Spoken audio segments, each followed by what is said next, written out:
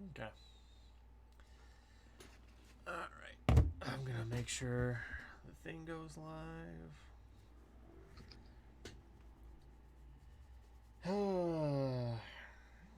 I'm booting my phone back up. Give me a minute here. Occur. I need it to monitor comments and shit like that. Girl.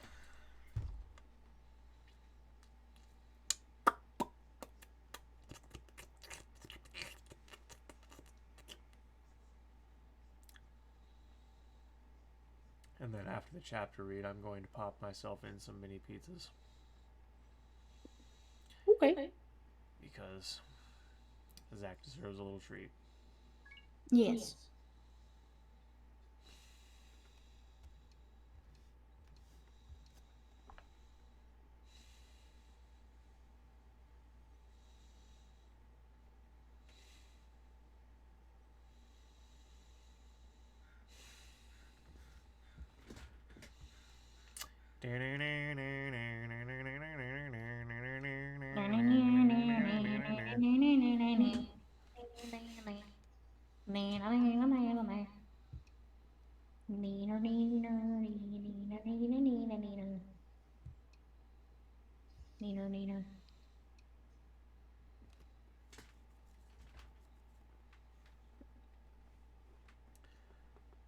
Okay.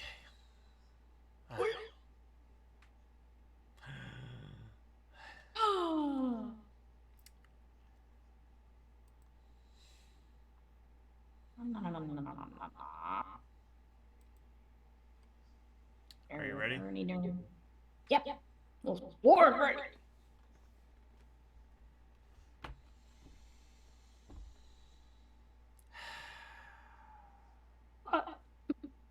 Too enthusiastic? Not enthusiastic enough. I gotcha.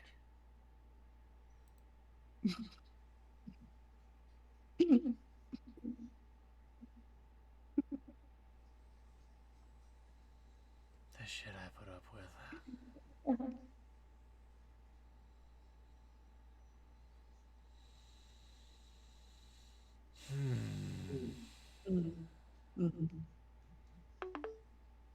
Yo. Like, look here, people.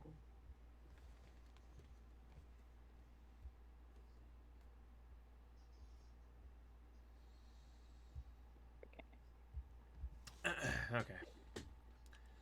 Okay. Alright. Let's go ahead and I should piss first. Hang on. Okay. I don't have to get up and go take a piss. Literally in the middle of the video, so.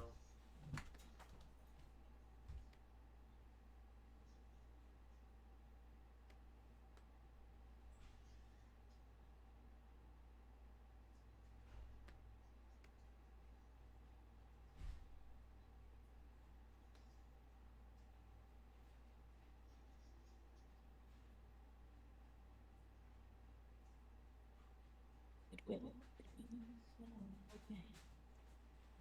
Okay.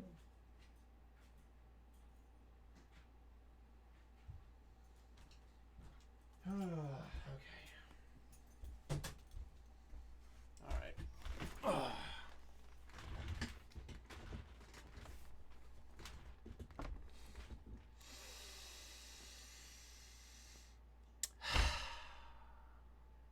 Okay. What? Patience is a virtue, Zach. And also, I'm going to close my window because there's apparently weird noises in my alley right now. Ah.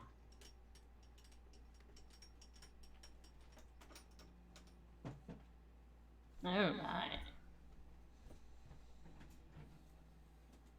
Thank you.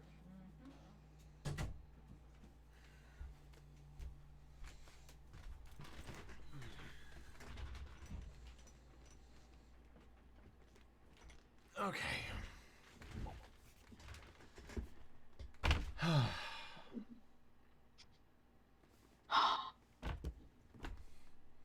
Greetings, friends, and mostly enemies. This is take 2.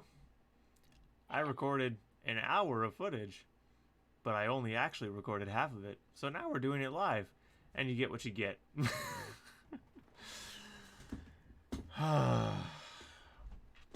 Thank you everyone who's here, both on Twitch and watching the playback here on YouTube. I do want to say really quick, as just a very brief little piece of housekeeping, I've been doing some rolling around the thought pudding, and I've decided that I do want to try to keep my channel active. I just need to figure out what kind of content I want to move into.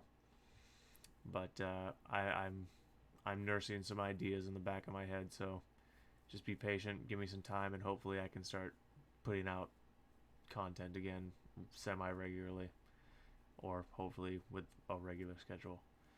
So be patient. If you have any ideas for me, drop them in the comments. Let's get to Garden.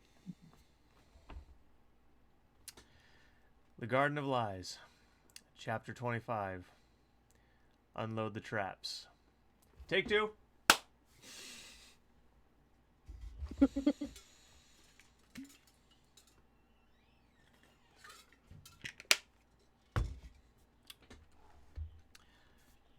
I can hardly sleep.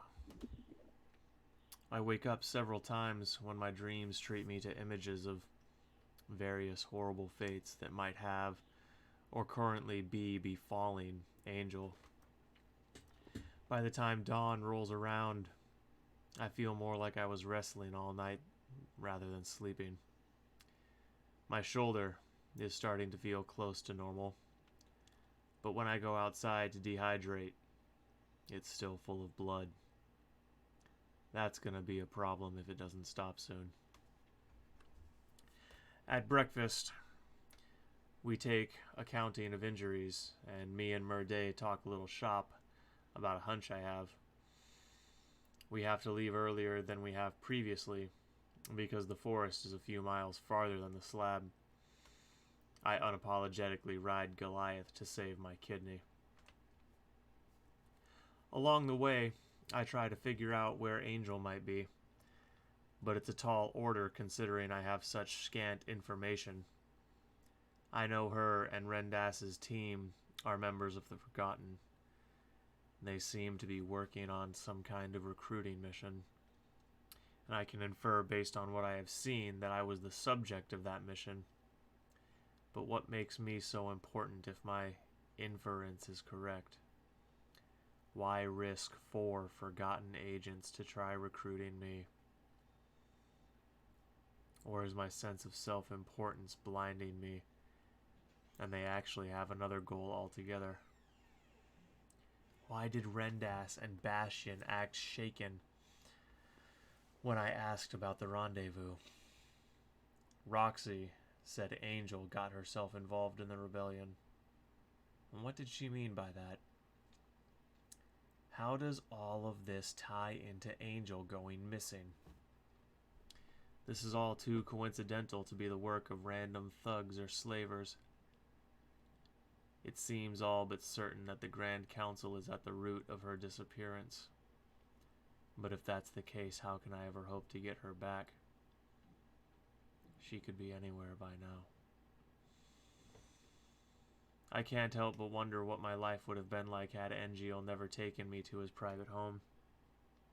Never had Angel watch over me while I lay unconscious. Would she still have ended up trying to recruit me? Would I still be wrapped up in all of this? My mind wanders for the rest of the way, asking questions and chasing down threads in thought. In the end, I have what I started with. It's enough to drive a man nuts. The forest comes into view, and I see we are not the first to arrive, but it does seem we are punctual. We are, as far as I see, the only group that brought its wagon. I dismount with Pog's help and limp my broken self over to the officiating shaman. Madwolf, Dulgethorn, and the third pack of Three Fang checking in, sir. He scans his scroll. Very good. We will be assigning you a filler teammate, as we did on day 2. It says here you worked with Sinkotsu, Akupara Titan, and Pillar Skyborn previously. Correct, sir. Then we will be reassigning them to you for the purpose of cohesion and saved time. Please find them and inform them they will once again be under your command. Rules are to be announced in 20 minutes. I nod and turn to Pogs. I have him and the Gammas search the crowd for my other 2 soldiers, while I go sit down by the wagon and try not to die from internal bleeding. My force of 10 is complete with 10 minutes to spare. The others socialize. I sit quietly with my legs folded in meditation, deliberate breathing and focused intent on healing my injury. I can't be sure it helps, but it can't hurt either. Time clicks by, and I finally hear the shaman call the crowd to silence. Greetings, warriors. Today, we will be simulating a multi-goal mission. You will have 2 objectives, which must be completed in sequence. First, you will be required to capture a designated enemy combatant. Then, you must take your captive to a fortress located at the center of the forest. Inside the fortress, a proctor has hidden in one of the internal rooms. You will be awarded a position in the fortress guard based on what order you get a captive to the proctor inside. The first 10 teams to arrive at the fortress will then be required to defend the fortress until dawn tomorrow. If the fortress falls, you will be scored as having never arrived with a captive, and those who take it will be scored based on their performance in the siege. Each team of 10 will have 1 member designated by a proctor to be that team's desired captive. Obviously, you must endeavor to protect your desired captive while capturing someone else's. Once the fortress is manned, all those inside will be considered on the same team, and all those who are outside will be one team. Questions? I immediately raise my hand. Yes, Mad Wolf, the shaman says, meeting my eyes. In anticipation of something like this, I brought my wagon. May I use the supplies inside? He strokes his chin and turns to discuss it with 2 other shaman behind him. They talk for over a minute and consult several scrolls they have with them. Finally, the speaker turns back around. There is nothing in this year's rules against it, and because you have demonstrated foresight, a virtue most advantageous in war, we will allow this after a brief examination of the contents of the wagon. Other questions? Another warrior asks for clarification about the rules around capture. Captives are allowed to attempt escape. Captives who are brought inside the fortress are now on the defender's team. Those left outside are now on the sieging team.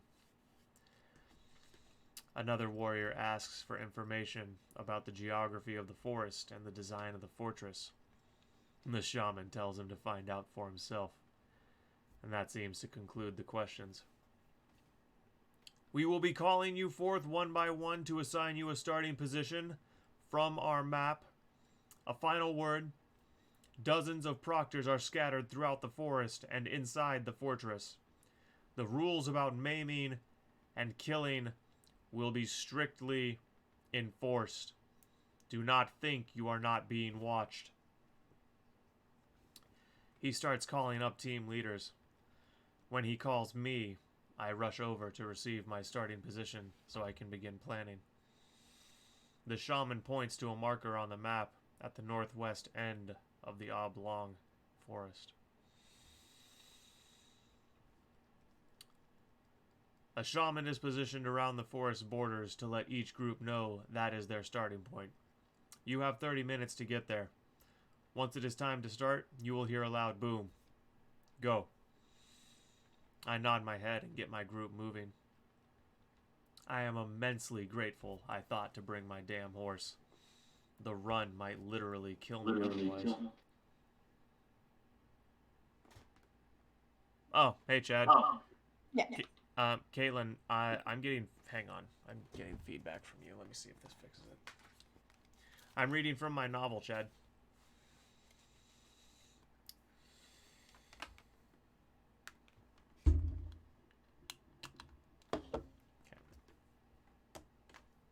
I'm reading from my first novel, The Garden of Lies. Available at Barnes & Nobles, Amazon, Apple Books, and other book retailers. Yeah.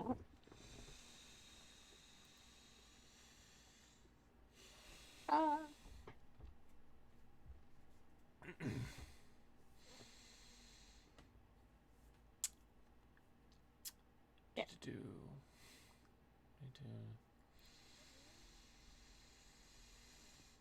I nod my head to get my group moving. I am immensely grateful, I thought, to bring my damn horse. The run might literally kill me otherwise. A shaman follows me to my wagon, and me and Murday answer questions as he rummages through our supplies. When he gets out, he is grinning. You boys are sadists. I like it. Good hunting. Me and Murr trade a glance, shrug our shoulders, and head out. The wagon wasn't meant for off-road terrain, but thanks to Skur scouting ahead and mapping a route free of the worst of the terrain, my wagon wheels make it to our starting position intact. We passed 7 other shaman on our way here. The waiting shaman, a dark-skinned, middle-aged woman, checks a pocket watch.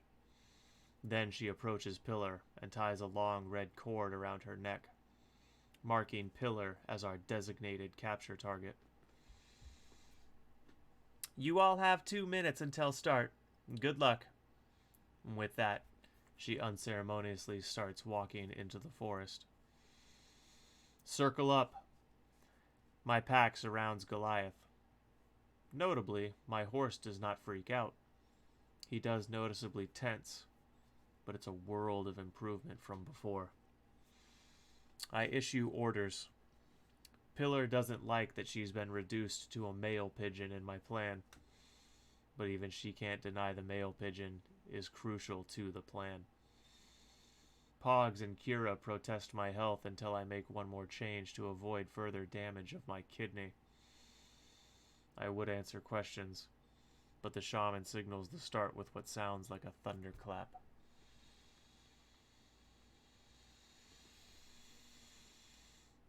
Without prompt or word, Pillar turns from us and sprints before jumping into the air and unfurling her wings. They are massive. The larger and longer set on her shoulder blades must have a 15-foot span total.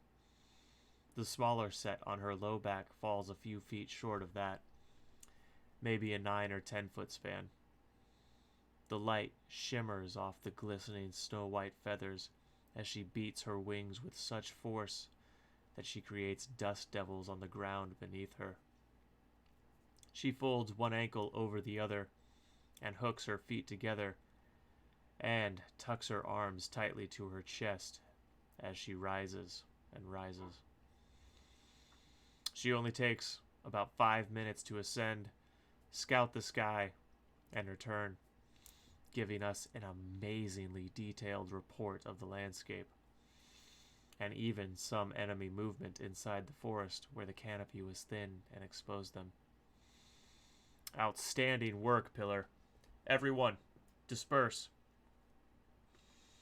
You know, your plan has some strategic holes, Sin says behind. Then why didn't you say something when we had time to amend that? Not my job. I'm just along for the ride on this one. I would say something else, but he turns and sprints to catch up to the rest of the group. Wise ass. Judging by his stupid grin, I bet there are no holes. He just thinks he's being funny. Time and place and time and place. With my capture team's departure, it's just me, Aku, and Murday with the wagon. It's probably a good thing they convinced me to stick with the wagon. Goliath wouldn't respond well to anyone else, anyways. I urge him into motion, and we dive into the tree line. Hopefully, the route Pillar described to use allows the wagon through, or this whole plan is bust. Now that I think about it, that is one hole Sin may have seen. Damn it. Pillar is worth her weight in gold as a scout. We make good time, considering our path is through a forest and the terrain is subpar. How she was able to see such a good path through the forest canopy is a mystery to me.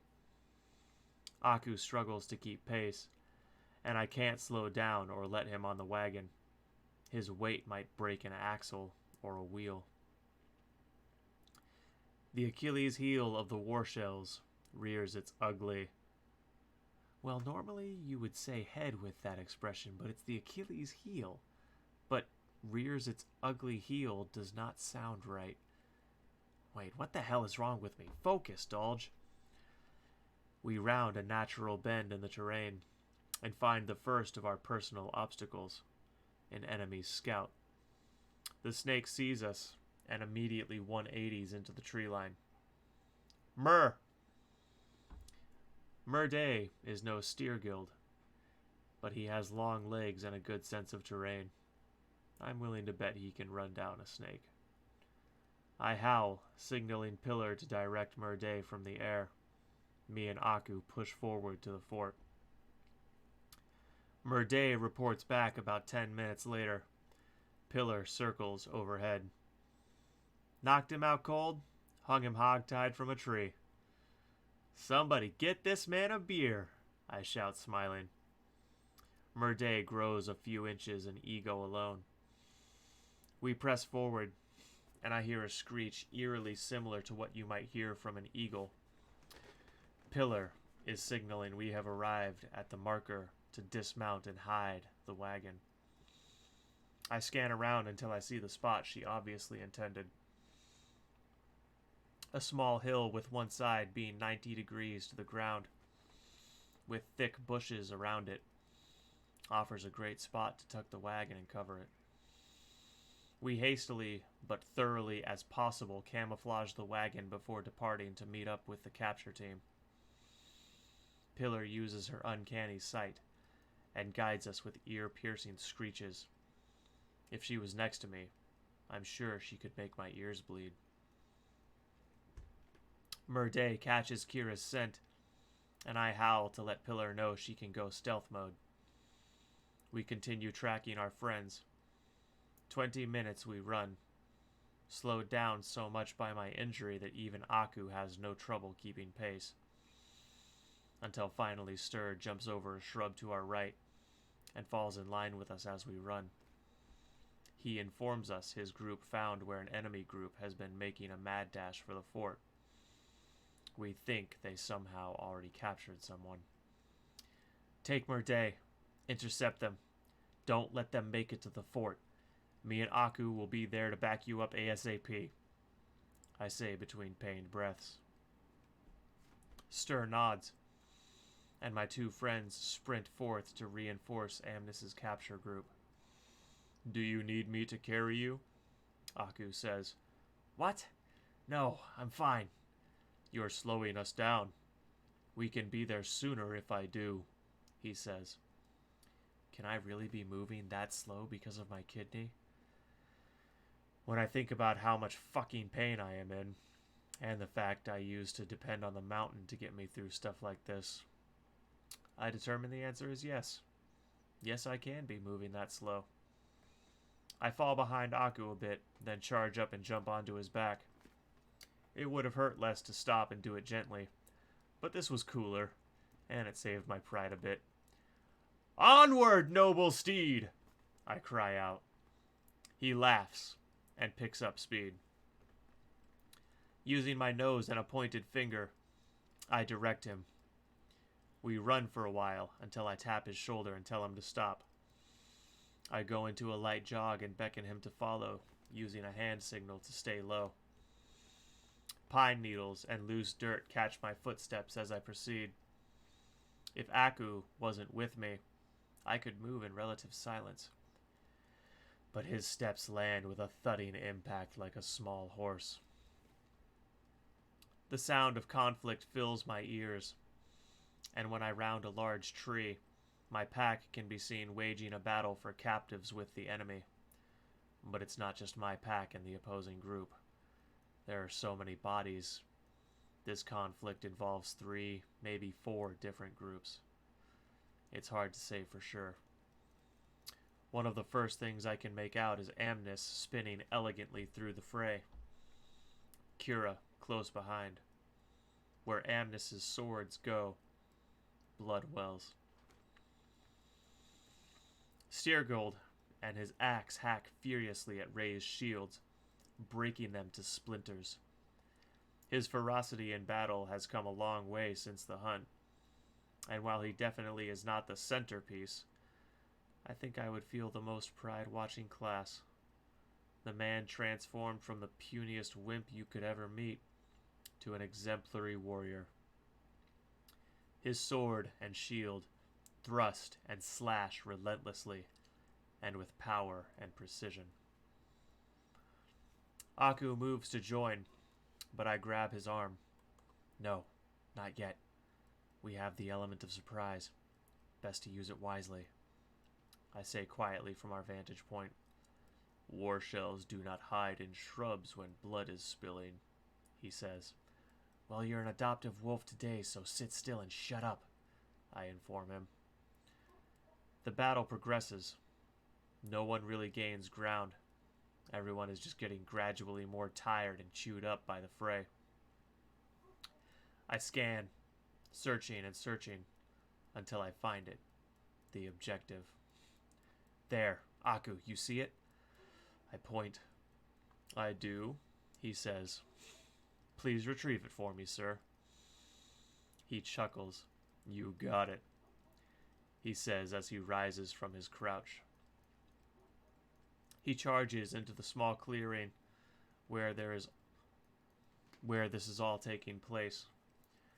We don't really have a good comparison native to Garden, so I'm going to compare what he does to our enemies to a 20-pound bowling ball striking pins.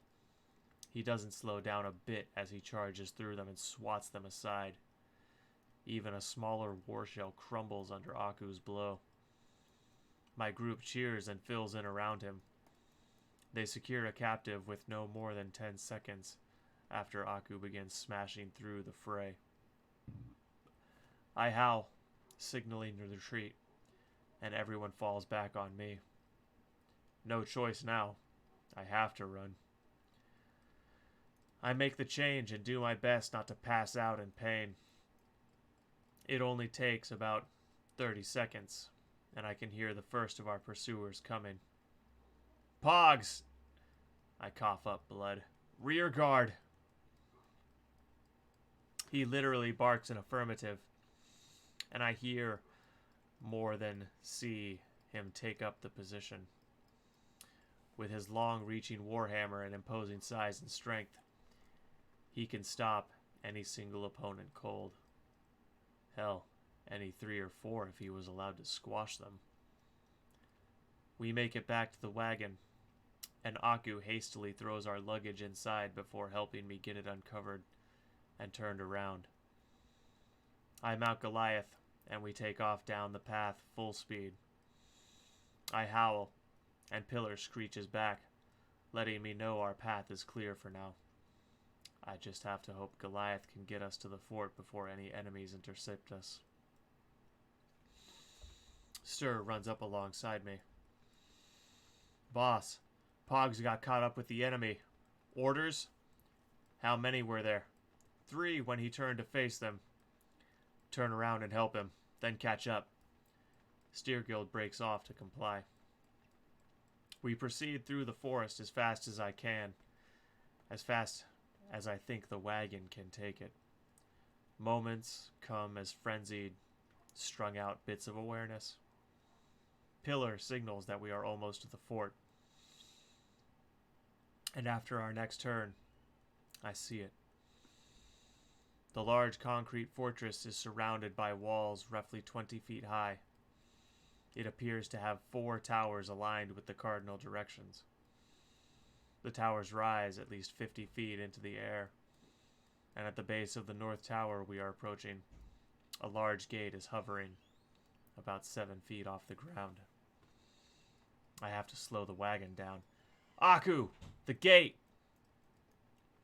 Aku sprints forth as fast as he is able, and with his massive sinewed thews, pushes the gate further up, allowing my horse and wagon inside.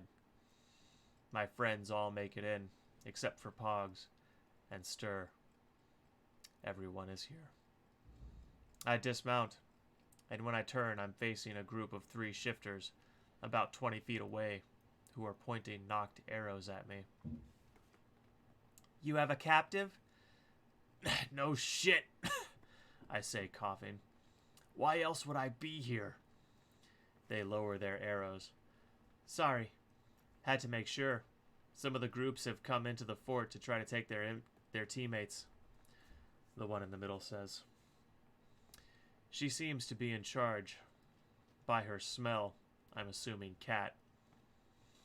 She has Sin's dark almond skin and wiry hair, which she wears in braids.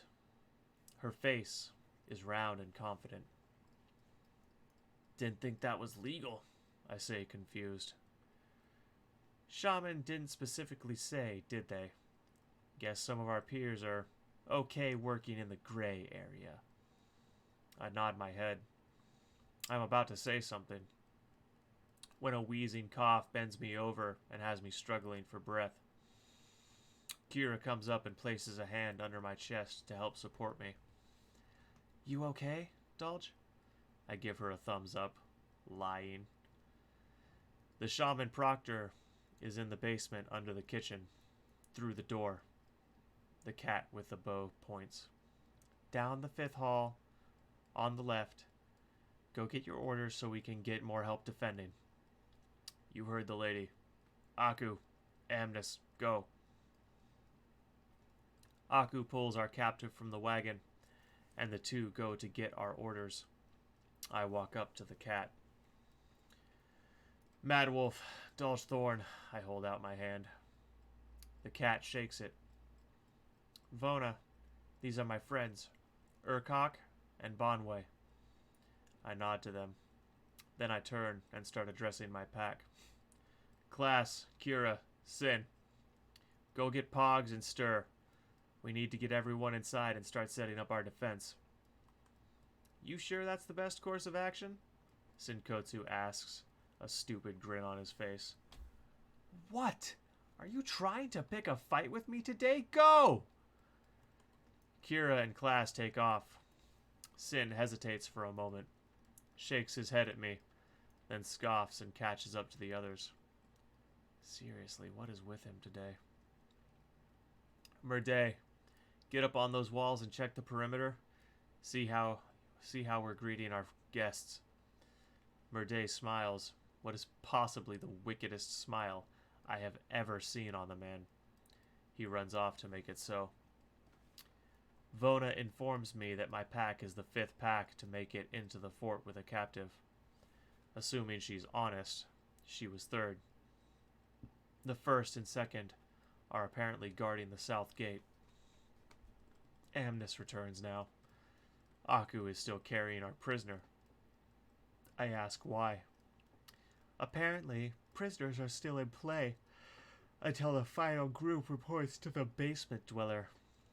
We also aren't officially under his orders until then, Amnes informs me. I see. What are our orders? East wall guard. Nice. That's what I said, she says, grinning. Vona looks curious. Why is that nice? Vona asks. I look at my new acquaintance, smiling. I'm going to show you all why they call me Mad Wolf. Vona looks like she wants to pry into the question more, but she is interrupted by Pillar landing. Dust and pine needles spray everywhere by the impressive gust her landing creates. She looks exhausted, sweating profusely. I guess I hadn't thought of how much work flying must be until now. She takes a moment to catch her breath. Our pack is returning. Another group, approaching from the south. When Pillar says it, Vona takes off towards the south end of the large compound without a word.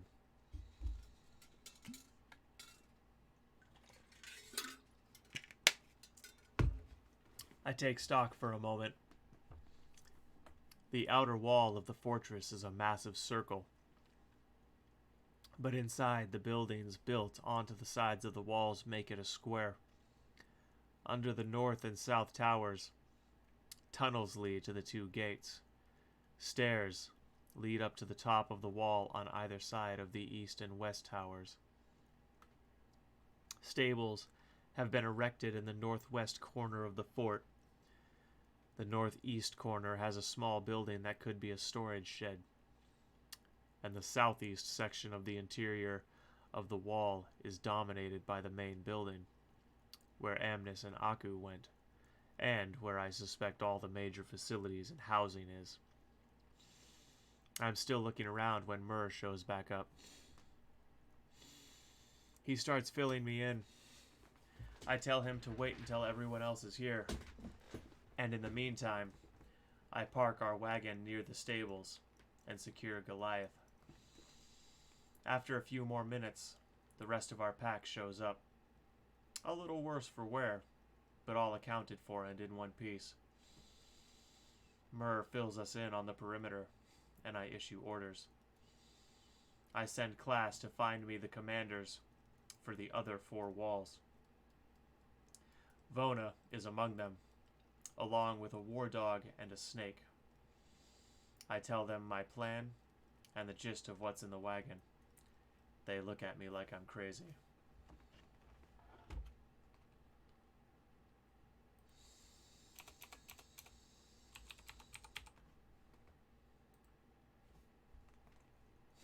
How did you know to bring shit like that? Must have cheated. Got info. Are you sure that's not going to kill people? Are just some of the immediate objections and concerns. Look! I shout in my best commanding voice, cutting them off and trying not to cough blood. I know I'm just the East Wall commander, but if you guys help me out with this, it's gonna be an easy night for all of us. If you don't, well, it's gonna be an easy night for the East Wall. Your call. They look between themselves, and the snake looks like he's about to respond, when a booming voice from across the compound cuts him short. Actually, it's my call. This is the first time I've heard him speak, but when my head turns, I immediately know him. It's Viva, the drummer from Sin's band, and the most roided out cat I have ever seen or imagined. Jeebus, this guy is huge. I can see individual muscle fibers under his dark skin, and he isn't even flexing right now. He's just casually shredded. He struts up like he owns the place. Dolge, this is Fort Commander Viva. His was the first group in, Vona states. Fuck, he owns the place. Oh, he knows me, Viva says, smiling. Oh, God. I can already tell I don't like this guy. His smug smile, his pompous tone. I can't be totally sure yet, but I feel like I have Aryan 2.0 on my hands. I clear my throat and try to keep the irritation out of my voice. Good afternoon, Viva. Commander Viva. He cuts me off to correct me. I sigh and take a moment to compose myself.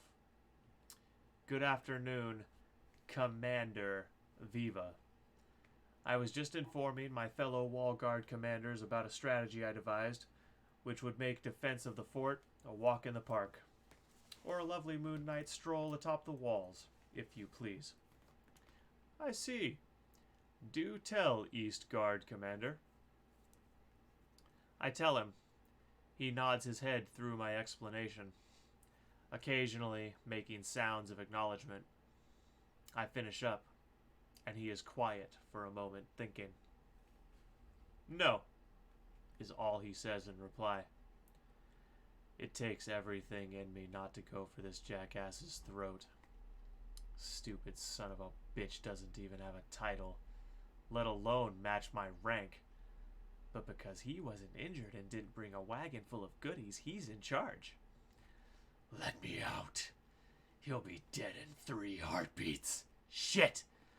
I turn my head, eyes wide, looking for the voice. Damn it, Chaos. I thought you had him under control.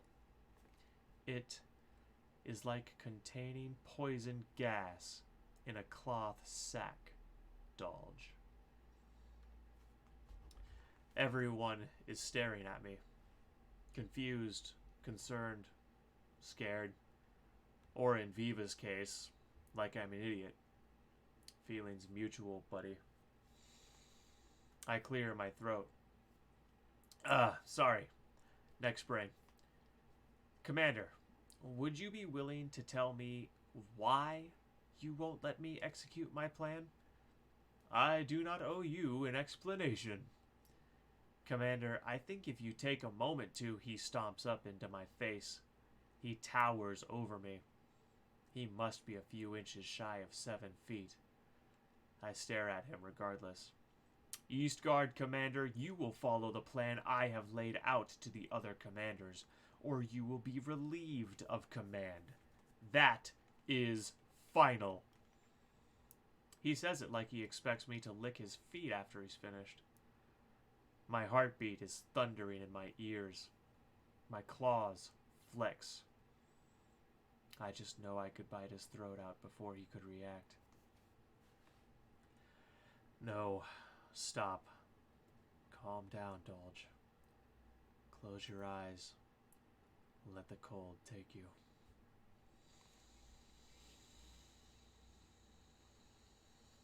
My breath slows, and I focus on slowing my heart rate. So be it, Commander Viva. Ah, there we are. Good dog. He pats my head, then turns and walks off. Amnes starts stomping after him. I grab her arm. Don't, Amnes. Fuck that Dolge. He's gotta pay. He will. Not here. Not now. She meets my eyes. We share a conspiratorial grin, and she relaxes. I release her, then turn to my fellow commanders. They don't exactly look impressed with the display either. Okay. Here's how it is. I can't tell you guys what to do, but I can tell you what I'm going to do. Me and my pack are moving forward with my plan. If you want in, say so now. If not, that's fine too. I wait, either out of obedience to authority or fear of repercussions. Not a single one of the other 3 wall commanders take me up on my offer. I sigh, head hanging down to the left as I shake it. So be it. Trapmaster Murday Havrock. He steps up to my side. Mad Wolf, he says, a shit-eating grin on his face. He always gets so damn excited when I lead us into trouble. Unload the traps. Roll credits.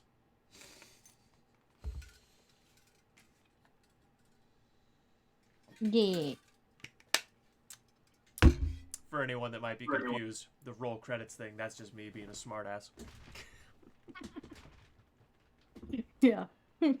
Like, because that's not in there. It's not in there. Later that evening, the last group has finally limped through the south gate, dragging a prisoner. They had 3 of their own people taken captive, though, and they aren't the only ones. Due to loss of manpower from capture or injury, we only have 88 bodies inside the fort. That means the sieging force may have as many as 112. With that in mind, I'm even more glad I shucked Viva's orders. And to my surprise, no one has snitched on me. Yet. It worked out okay anyways.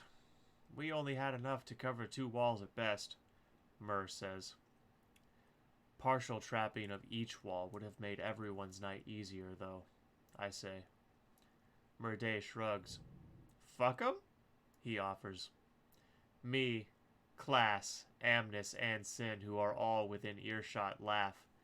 And as if we were all of one mind for a glorious moment, we all echo, Fuck 'em! Pillar, who is also here, does not seem amused. She quirks an eyebrow at us, as if we were lunatics. Battle priests really are killjoys. Damn. We wrap up the last of our prep, our jobs made easier by the logistical support offered by the late arriving teams. All that remains is to lounge around on the wall and wait for trouble. About an hour past nightfall, I hear a lion's roar to the north. The sieging team has finally decided to attack, and apparently the opening act is on the north gate. I dispatched the lion's share of my logistical support to help the north gate defense. With my preparations, I really only need my pack when it comes right down to it. And if I'm being totally, brutally honest, I could lose Pillar and Aku and still be functional. 30 minutes later, a larger force can be heard charging the west wall. I'm beginning to worry I shucked authority and risked punishment for nothing. I redivert my spare logistical manpower to the west wall.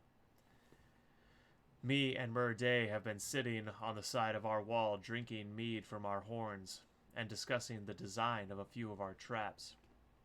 When finally, an hour later, a force finally breaks through the tree line and begins charging our wall. They've crafted rudimentary ladders using felled trees. How quaint. I look at Murday. We toast and chug our horns, then toss them behind us and get down from the wall's ledge. Orders, Mad Wolf? Murday asks, smiling ear to ear. I pat my old friend on the shoulder and turn to monitor the battlefield, also smiling. Ready, arrows? I shout. My entire pack, and a few of the soldiers from other groups who remain on my wall, do as I order. But for now, it's just for show. For the enemy and my allies. The enemy keeps charging. They must think we have cold feet or something. They aren't even slowing down to question why we aren't raining arrows. They run full speed ahead into the leg snares. You might be surprised how many of the bone-breaking contraptions you can fit into a wagon if you disassemble them and neatly pack the parts. All told, we set up over 30 of them in a scattered line about 500 feet off of our wall. If the screams are any indication, the enemy found the majority of them.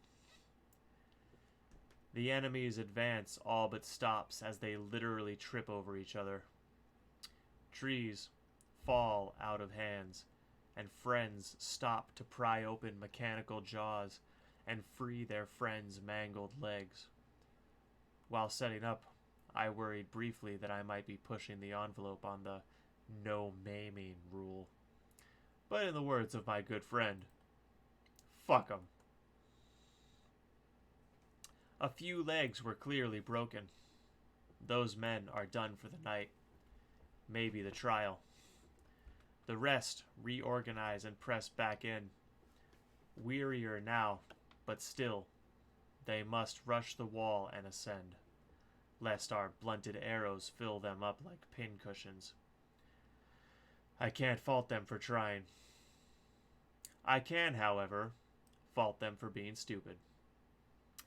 They proceed into the tripwire, and a series of spring-loaded boards covered in dirt and rocks shoot off the ground and launch debris into their charging line. Damage is minimal. The trap's true purpose was to blind our enemy. Judging by the fact they skip right over the third and final trap, I'd say it worked. They begin pushing trees up the wall to make the daring ascent. Too bad they'll never get the chance. Fire! I shout. And my pack does just that. They set the oiled cloth on their arrows alight and fire. But our target is not the enemy soldiers. We aim behind them, about 20 feet, to a long line of burlap sacks filled with Venenium centralis, nicknamed Killer Clown. It's a nasty, bushy plant native to garden. On its own, it's safe. But when it burns, the smoke contains what I can only assume is a neurotoxin. Those who inhale it begin laughing uncontrollably. Often, until they cough up blood.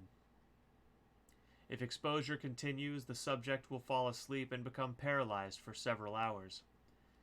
Continued exposure after that is fatal. Don't worry, only enough down there to make the enemy take a nap. Now, if it was a closed room, yeah, they'd be dead. Pillar, get me a casualty count, please. The laughing down there reminds me of my dreams. It echoes through the night. I'm sure the whole fort hears it. Pillar takes off and returns less than a minute later.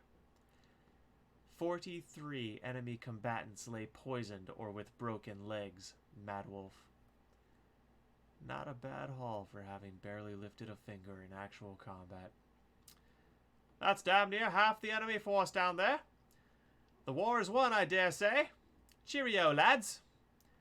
I say it in my best British accent. My friends look at me strangely.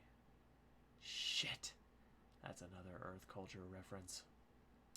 Commander Dodge. Oh, shit. My reports tell me your logistical support has been helping other wall guards most of the night. I came to ask why you have so much free manpower. And what is that maddening He trails off as he finishes climbing the steps, allowing him to see my handiwork. First, his face pales. I assume in terror at realizing what I am capable of. Then, his face reddens with obvious rage. I'm sure at my open defiance. He begins stomping towards me. Fort Commander Viva, I am happy to inform... My words are cut off when a hand like a blacksmith's vice shoots forward and grabs my neck.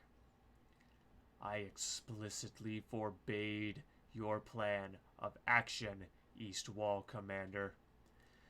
I try to reply, tell him something about Murday forbidding his mom, but it comes out, you know, on account of the violent choking and whatnot. He demonstrates his muscles aren't just for show when he lifts me off the ground single-handedly. My pack moves to protest, but his guards brandish swords to defend him. I will not tolerate insubordination. Goodbye. And with that simple declaration, He cocks his arm back and tosses me from the rampart. My claws dig into his forearm, rending meat from bone as I fly back. But it's not nearly enough to stop me from falling. Neither, sadly, is it enough to bring that asshole with me. I fall every inch of 20 feet, landing hard on some poor, unlucky bastard. I hope I didn't just kill him. I groan in agony, then cough up more blood, before I manage to roll off the unlucky sod that caught me. Then, all of a sudden, all of this seems terribly hilarious, and I start laughing. I begin to sound like the manic laughter in my nightmares. It terrifies me, but I can't stop. I laugh for what seems like hours. My sides are on fire. I begin spraying blood from my mouth when I laugh. And that's the last thing I remember. The Garden of Lies. Chapter 25. Unload the traps. Oh, man. So there it is. Yep. Alrighty. I think I'm going to turn the stream off so that this VOD captures as its own thing, and then we'll just put the stream back up to actually game after I get myself some chow. Everyone who rewatches this here on Twitch, thank you so much for watching. Do me a favor, hit that follow button, and go over to my YouTube channel if you want the full book. And everyone here on YouTube, thanks for being here. Welcome to Garden. Let me know down in the comments what kind of content you would like to see on my channel now that we're coming up towards the end of the book. You know, I'm marinating what I want to do with the channel. And in the meantime, welcome to Garden. Look to the skies, traveler.